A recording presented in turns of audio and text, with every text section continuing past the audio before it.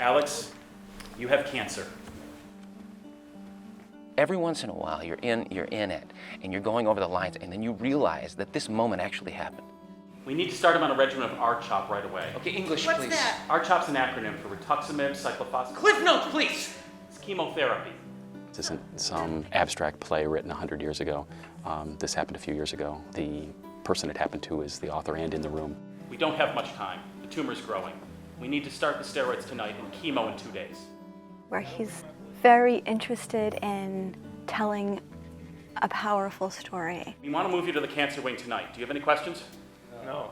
We're going to take good care of you. He explains the story very well, but also brings in hope for everyone. I mean, it's not just a story of cancer that's really depressing. At the end of the day, it's really hopeful and exciting.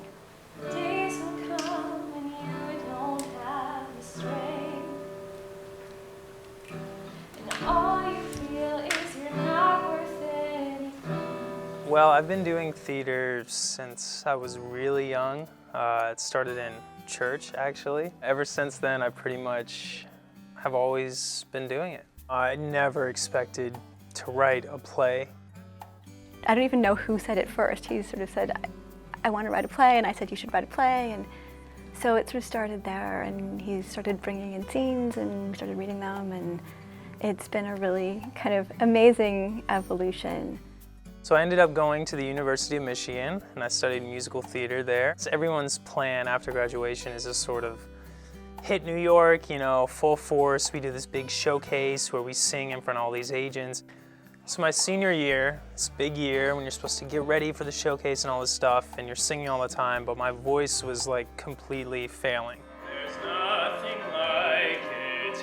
There's nothing like it in the world. This lovely feeling of being what you're seeing. Obviously, you can't be singing in front of all these agents in New York City. So that's when we got some more tests, and they found this big cloud, this dark cloud in my chest, and then they examined it more and realized it was a tumor, and then from there realized it was non-Hodgkin's lymphoma. Don't get worked up about it, just relax. We'll be back soon. And the expectation early on was, you know, this is very treatable. We've seen a lot of people do really, really well in this treatment. You know, we're gonna do 6 rounds of chemotherapy. It's gonna be about 6 months.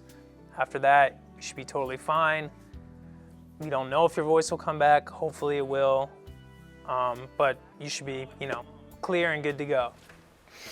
I thought you said the pills were working. No, they're not working. Alex, you have to let me know when things aren't working. Come on, didn't want to freak you out. And then, you know, the 6 months rolls around, and at first they say, okay, everything's good, we're great.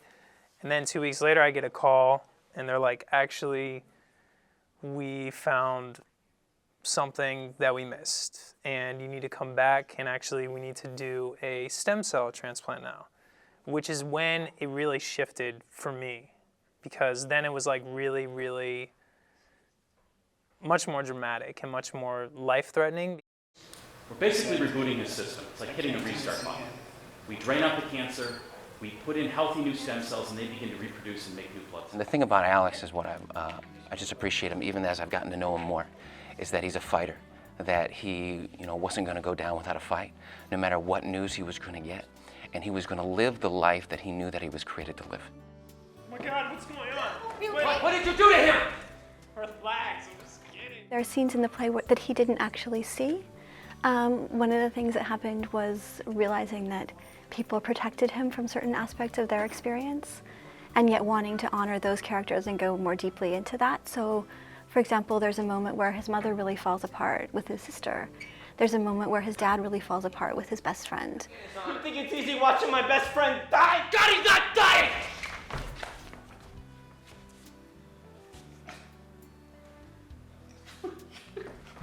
You know, we know how it ends, but, you know, when you're preparing a play, you want to make sure that the audience goes on that journey with you. It's like they're in the hospital room, right? They're dealing with this. It's like their son. It's like their dad.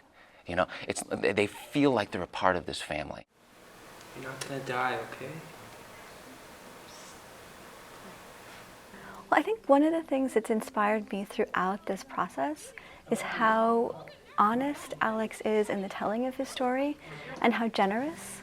And I think when one's telling an autobiographical story, there's an impulse sometimes to make oneself seem a certain way. And he's been absolutely egoless in terms of letting go of any sense of how he might want to seem in order to tell the greater story, and to think about how that story might serve patients and physicians and families and just the larger world. This is seriously torture. I don't even care anymore, okay? Oh, Mr. Kip, it could be a serious infection. It could be a collapsed lung. It could be a strain of a virus that's killing innocent small children. You know, because obviously it's based off my experience, but it's not word for word. Some of these characters are a combination of characters. Some of these characters didn't exist. So it's sort of like creating a world in which you can rectify what happened to show that there are really, you know, people who go through this, it can be a really debilitating thing, but it can also be a life-changing thing for the better. You know, I mean, in this play, the character changes into a better person regardless if he lives or dies. We are treasured, we are sacred, we are blessed.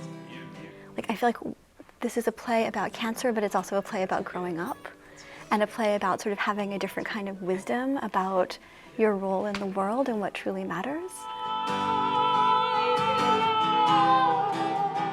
At the end, it brings everyone up, and I think it shows me, especially even being in it, what kind of person I want to be at the end of the day. We are treasured, we are sacred, we are